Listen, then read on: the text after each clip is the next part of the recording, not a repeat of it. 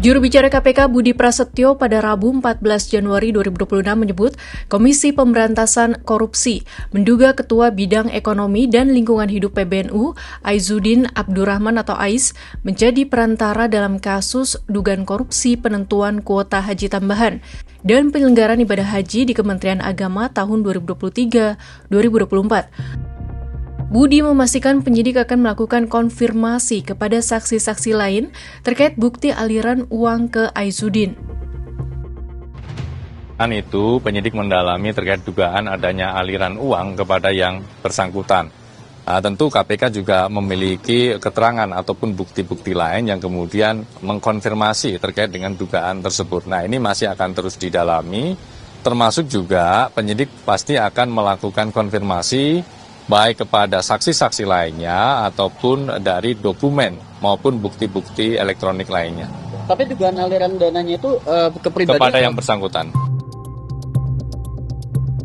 Sebelumnya KPK memeriksa Ketua Bidang Ekonomi dan Lingkungan Hidup Pengurus Besar Nahdlatul Ulama, Aizuddin Abdurrahman Selasa 13 Januari 2026.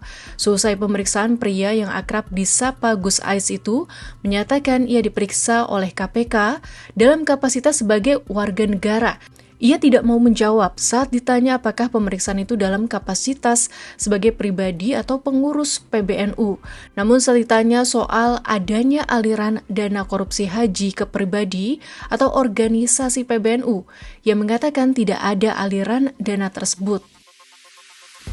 Sementara itu, PBNU menyerahkan sepenuhnya proses hukum terhadap bekas Menteri Agama Yakut Kholil Qaumas kepada KPK. PBNU berjanji tak akan mengintervensi pihak manapun, serta menegaskan tidak terkait kasus dugaan korupsi kuota haji yang menjerat Yakut.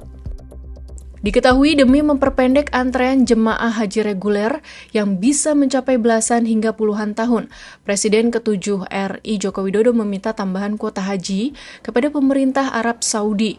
Permintaan tersebut dikabulkan dengan pemberian tambahan kuota sebanyak 20.000 jemaah yang seharusnya dialokasikan seluruhnya untuk jemaah reguler. Namun pengaturan kuota tambahan yang menjadi kewenangan Kementerian Agama itu diduga disalahgunakan. Menteri Agama saat itu Yakut Kholil Qaumas memutuskan untuk membagi rata kuota tambahan tersebut, yakni 10.000 untuk haji reguler dan 10.000 untuk haji khusus. Namun pembagian 50 banding 50 untuk haji reguler dan khusus itu justru menuai masalah. Kasus ini tentunya menimbulkan keprihatinan luas di tengah masyarakat. Terlebih ini bukan pertama kalinya dugaan korupsi muncul dalam penyelenggaraan ibadah haji. Dalam catatan sebelumnya pada 2006, bekas Menteri Agama Said Agil Husin Al-Munawar divonis 5 tahun penjara terkait korupsi pengelolaan dana biaya penyelenggaraan ibadah haji dan dana abadi umat periode 2002 hingga 2004. Sementara pada 2016, bekas Menteri Agama Surya Dharma Ali juga divonis 6 tahun penjara dalam perkara serupa yang berkaitan dengan penyelenggaraan ibadah haji.